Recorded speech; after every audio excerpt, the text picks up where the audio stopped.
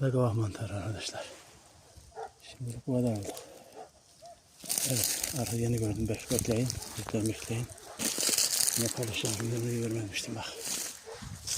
Bakın burada ne var. Bakın burada ne var. Bakın burada ne var. Sayı gözükmüyor.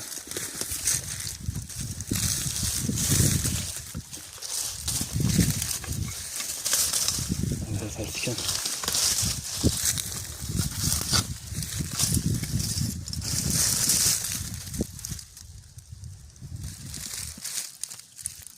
Üzerine bakar mısın?